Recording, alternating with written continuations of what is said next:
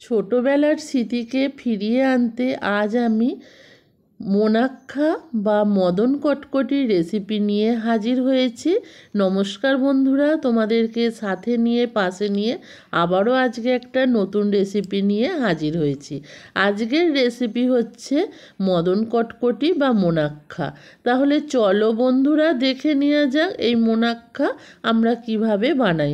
তার জন্য প্রথমেই আমি এখানে 500 গ্রাম ময়দা নিয়েছি। ময়দাটাকে একটু ফাঁকা করে নেব। এখানে আরও কিছু উপকরণ দেব। তার জন্য এখানে 2 চামচ মতন কালো জিরে দিলাম। কালো জিরেটা একটু বেশি পরিমাণে দিতে হবে। এখানে ময়নের জন্য আমি ব্যবহার করছি গা ঘি। তোমরা চাইলে সাদা তেলও ব্যবহার করতে পারো।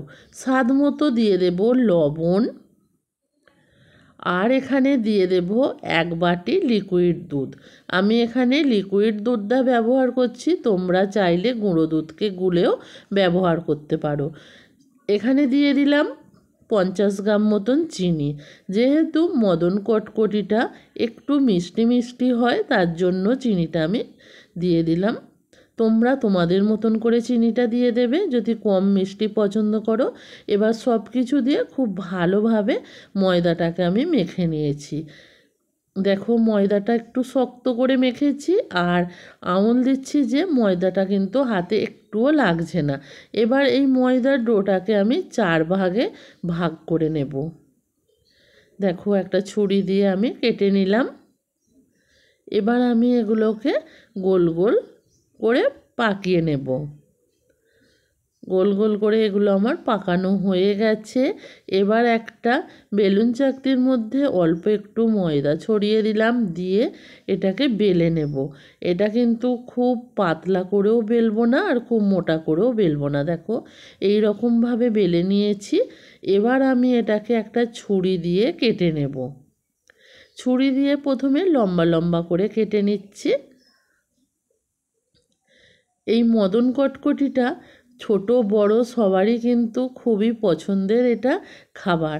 ছোটোবেলায় আমরাও কিন্তু এই মদন কটকটি অনেক কিনে খেয়েছি, আর সেই মদন কটকটি আজ আমি নিজের হাতে বানাচ্ছি।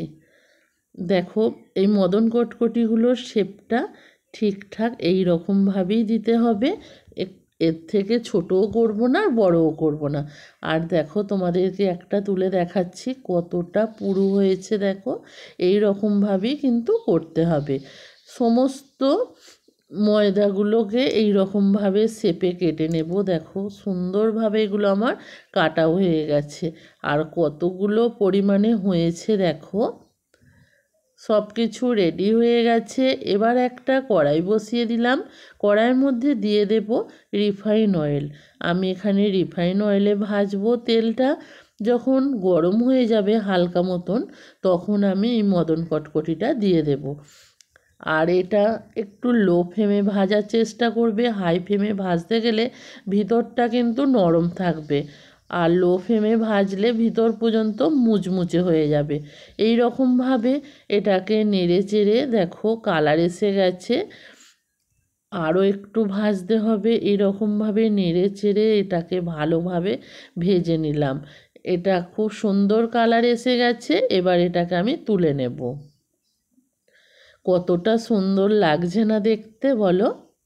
এই রকমভাবে যদি বাচ্চাদেরকে বানিয়ে দেওয়া যায়, বাচ্চারা কিন্তু খুবই খুশি হবে। আবারও একই রকমভাবে বাকিগুলো দিয়ে দিলাম তেলের মধ্যে, দিয়ে একই রকমভাবে সেম প্রসেসে ভেজে নেব। এগুলো ভাজা হয়ে গেছে, এবার তুলে নেব। এই রেসিপিটা তোমাদের কেমন লাগলো অবশ্যই কিন্তু কমেন্ট করে জানাবে, আর বাড়িতে একবার হলেও ট্রাই করবে বন্ধুরা, খুবই ভালো লাগে এটা খেতে। এই রকম মদন কটকটি বা মোনাক্ষা চায়ের আড্ডায় যদি থাকে, সন্ধ্যায় চা খাওয়ার মজাটাই কিন্তু পাল্টে যাবে, তাই না? আজকের রেসিপিটা যদি ভালো লাগে অবশ্যই চ্যানেলটাকে সাবস্ক্রাইব করে দেবে। আর তোমরা যদি ইউটিউব থেকে দেখে থাকো চ্যানেলটাকে সাবস্ক্রাইব করো, আর ফেসবুক পেজ থেকে যদি দেখে থাকো চ্যানেলটাকে ফলো করবে নিত্য নতুন রেসিপিগুলো দেখার জন্য। দেখো এটা আমি চায়ের সঙ্গে সার্ভ করে দিচ্ছি, গরম গরম চা আর তার সাথে এক বাটি মোনাক্কা। আজকের মতো ভিডিওটা আমি এখানেই শেষ করলাম। টাটা।